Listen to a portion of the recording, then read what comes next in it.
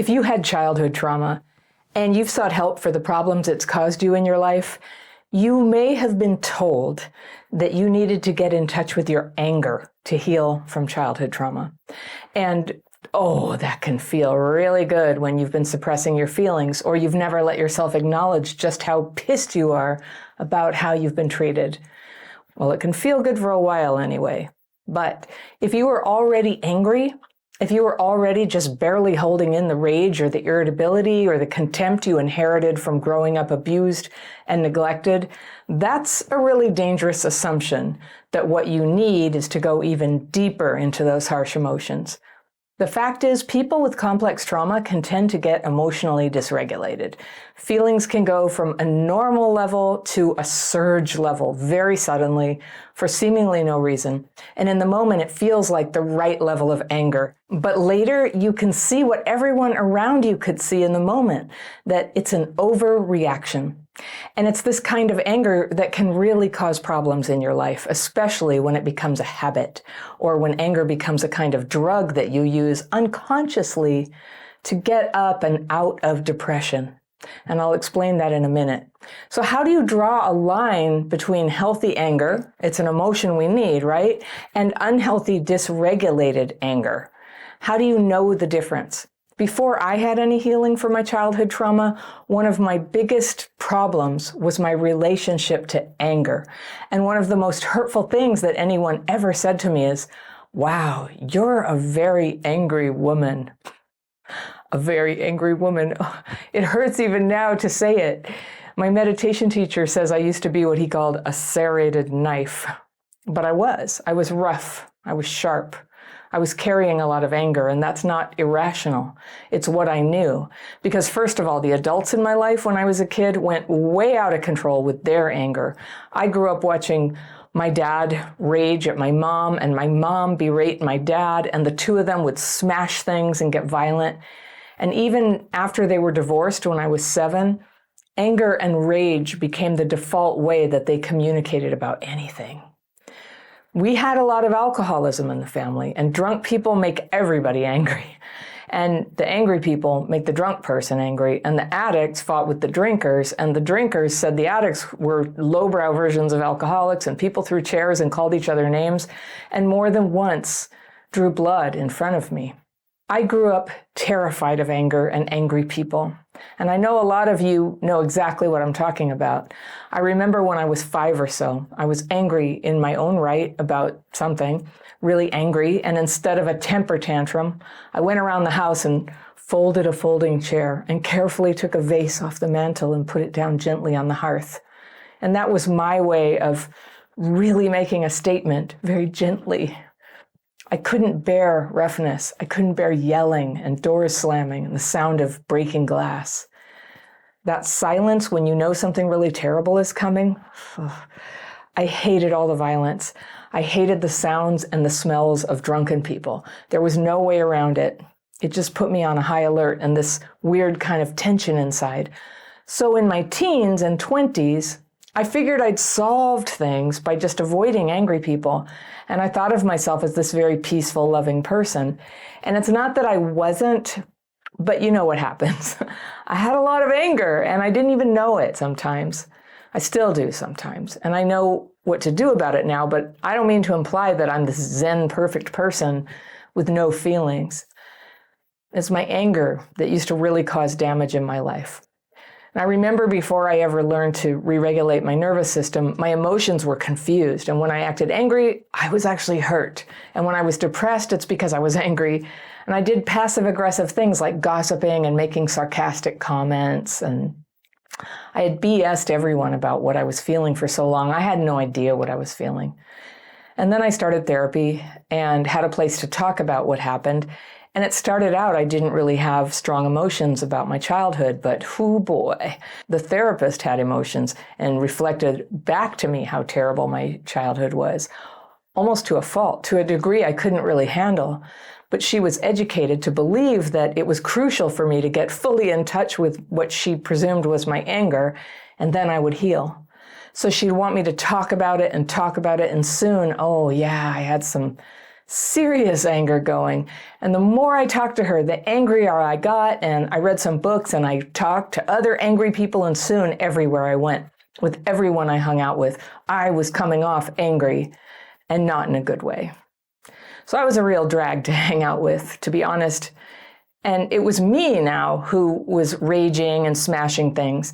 Not as bad as my parents, but I intentionally broke some dishes in the kitchen and I threw a ceramic mug out of the passenger window of a car once. Even thinking about this now makes me feel embarrassed. It was frightening to people. It was frightening to me. So I didn't want to do that. I thought I was getting in touch with my feelings, but actually I was losing control of my feelings and learning to amp them up. And it wasn't cathartic. There was no feeling of release or ever being done with the feeling. It just wore me out. It tore me down. It alienated everyone, and there is nothing healing about that. Luckily, I stumbled on a new way to heal and quit that feel the anger therapy and started using techniques that helped me very quickly get those harsh emotions expressed, but without setting my nervous system on fire. And the techniques gave me comfort instead. They gave me a clear mind to shift focus gently off all the bad things from my past and onto my present day surroundings and how I was handling things.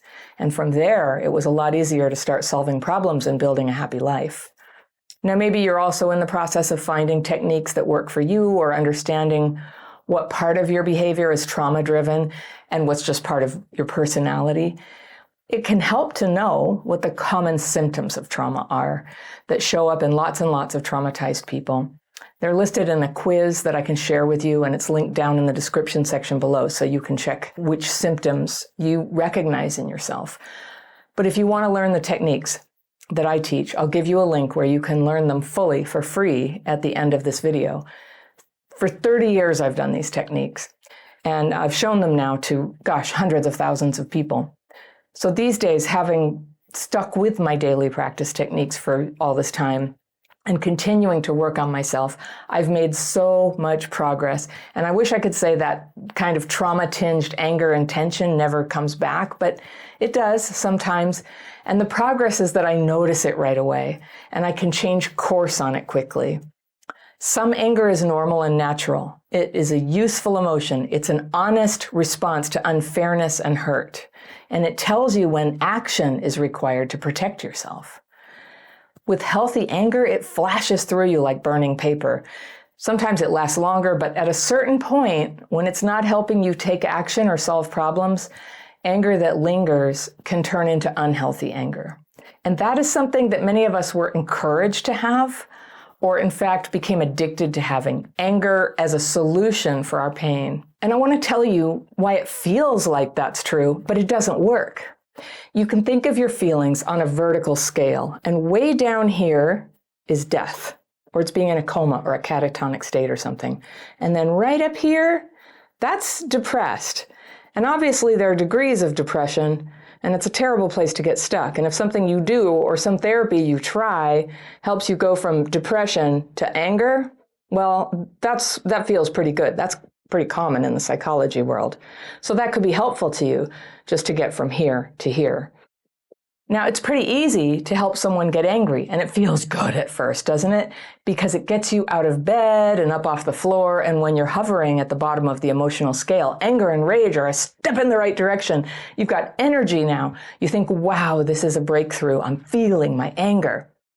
But it's a mistake to think that anger is the solution. This idea that feeling your feelings is inherently constructive is just not true.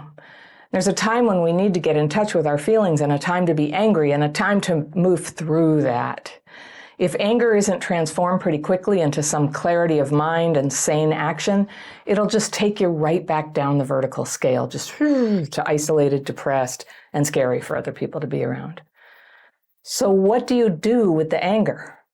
For me, the most profound turning point in my life was when I was shown how to put it on paper.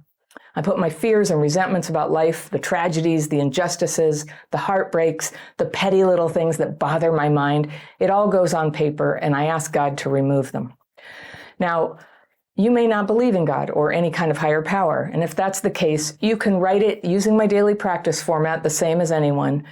there's a little bit of a different ending. We have what's called a release statement at the end. So instead of asking for it to be removed, you release it. And this technique is how I had my transformation when I was sad and scared and struggling with CPTSD symptoms. You'd be amazed at how much more effective and clear-headed you are with those resentful, blamey thoughts out of your head and on paper, so you can be emotionally free enough to see what needs to be done about the problem. Because sometimes the situation is crying for you to act, to do something. At other times, nothing needs to be done. Sometimes it's just an angry, stray wisp of emotion that got dredged up and it softens and it's gone.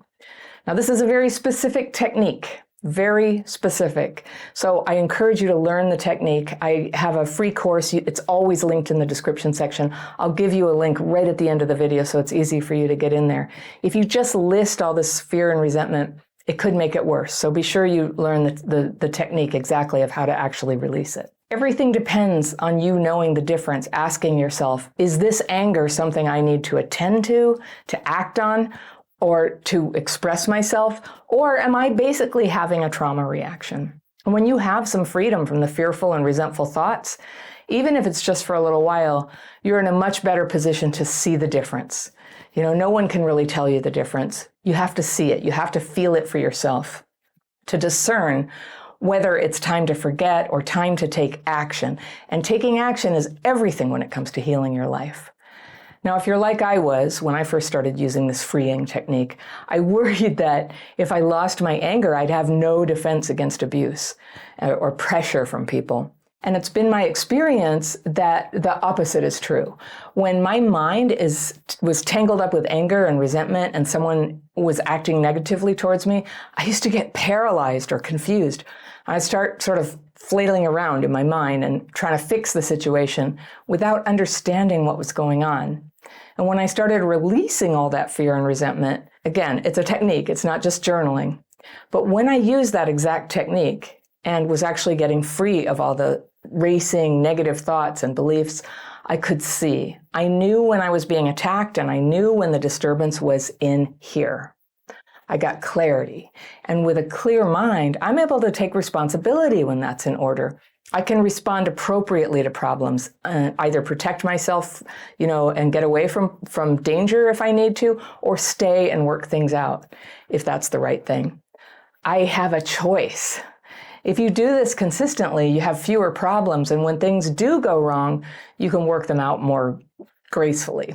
You don't have to fret. You don't have to freak out. When something upsets you, you're in the habit of clearing things up, so you know what to do first, and that's to calm the inner disturbance so that you can be clear what you need to do.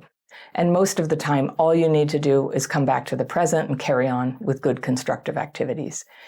If you want to learn how you can practice these techniques, you can learn them in less than an hour. It's a free course. I made it for you, and you can register and begin it right away by clicking right there. And I will see you very soon.